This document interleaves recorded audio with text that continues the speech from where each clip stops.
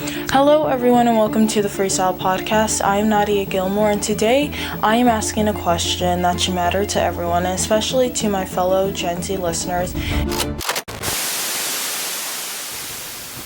Is democracy in danger, and if so, what aren't we being told about our political future? We are living in a time of massive political tension, rising distrust in institutions, and a tidal wave of misinformation. But beneath the headlines, there's a bigger picture we need to see clearly. Today we are breaking it all down to understand what really is at stake for us, the next generation of voters, leaders, and change makers. Continue. What is democracy and why does it matter? So democracy is governed by the people for the people. That means all of us. It's built on the idea that every citizen has a voice, a vote, and the power to influence how society works. But democracy isn't permanent. It is fragile, like a complex recipe. Every ingredient, free speech, fair elections, peaceful power transitions, accountability, all has to be there. You leave one out and the whole thing will collapse. So why should Gen Z care? We should care because this system we are inheriting isn't perfect, and it's ours to shape or to lose. Our freedoms to speak, to protest, to push for change depend on whether if we show up to protect it. I am terribly sorry if I sound uninterested in this. I am. It's just I'm very tired. You're like, why do this? Because I love it. And I want to find time to do the things I love. But sometimes the time is at 2 a.m. Anyways. Okay, so let's go over the real threats to democracy today. So I have 3 things: voter access and trust, deep political division, and misinformation.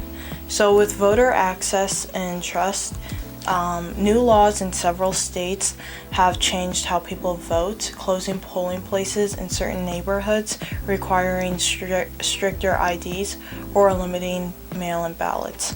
Some argue it's about election security, others sees it as a modern-day voter suppression.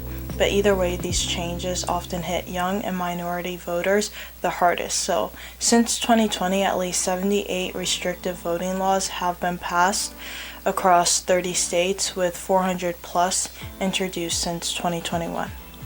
Now, the next thing was deep political division. So according to the Pew Research Center, it says that its division is at an all-time high.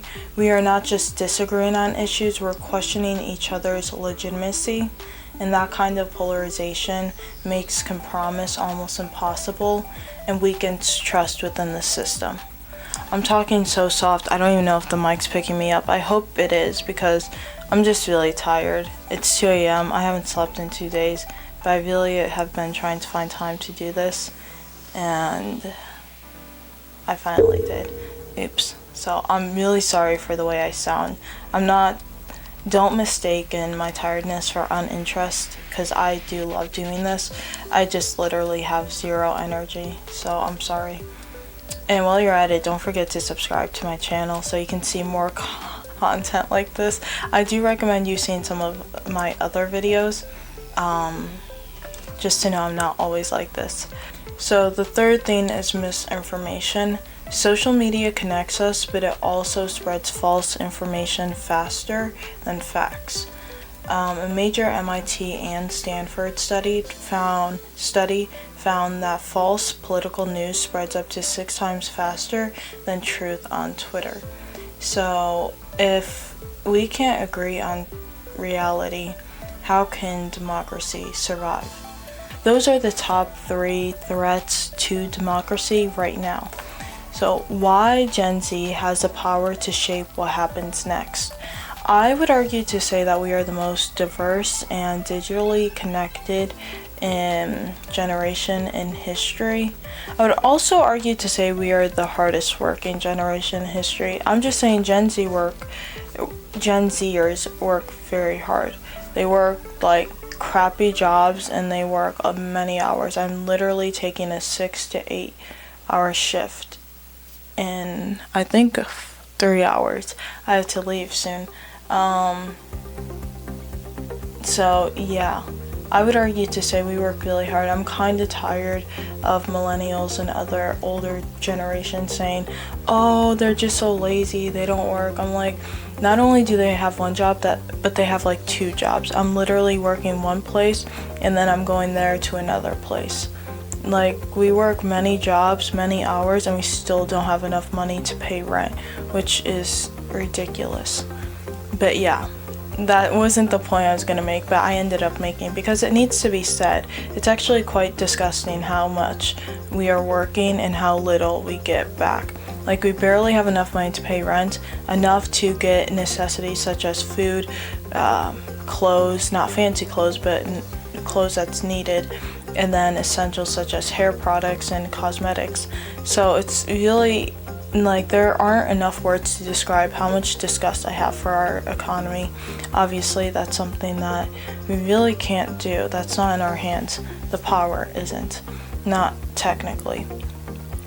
And yeah, we work really hard and we get little to no payback. And it's really tiring because it's just annoying.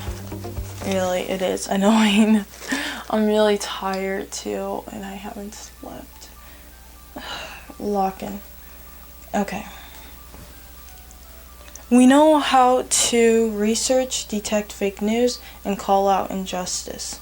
Oh, and don't even get me on fake news. I hate when older people are like, oh, Gen Zers, be careful of what you see, it's all fake. But then they look at an AI photo and they're like, isn't this cool? I'm like, dude, that's literally AI.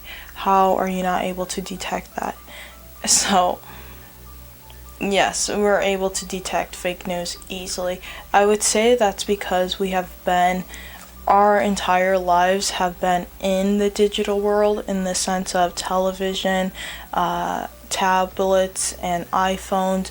We've been constantly seeing things at such a young age, and we've kind of grown up in it. Unlike the older generations, they haven't actually lived a life. We haven't lived a life out of the digital world. Okay, so my camera died, but I was saying something. I don't need that anymore. My camera died, but I was saying something about how the younger generation is more informed and able to detect what's false and what isn't. At least what's false, because we've grown up in that atmosphere. And then when you see a lot of something, it's easier to defer the difference between it. So, yeah. So that's my input. We need a push for reforms, get involved in local and national elections, and challenge misinformation wherever we see it. Whether you lean conservative or progressive, our shared goal should be a democracy that works for everyone. I kind of want to cover up SpaceX, even though I love what they're doing and I'm a big fan of their work. I just am not necessarily a big fan of Elon right at the moment, even though I literally have his book somewhere there. Wait, I think it's down there. I read it. It's really interesting. Oh no, it's up there. It's that one. He's an interesting being. I feel bad for him in a way, because like, once you know someone's past, it kind of helps you understand the person that they become. I'm actually making a video about how your childhood makes you the person you are today. So, is democracy in danger? That was the question, right? So this truly depends on us. If you value your rights, your voice, your vote, your opinion, your future, this is your fight too.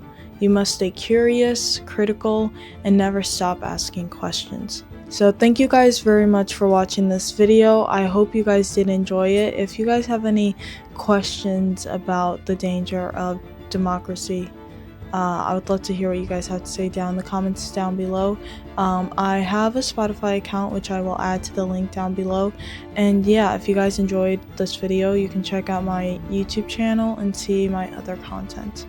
And I'll be uploading a video every Saturday and Tuesday. So yeah, okay, goodbye.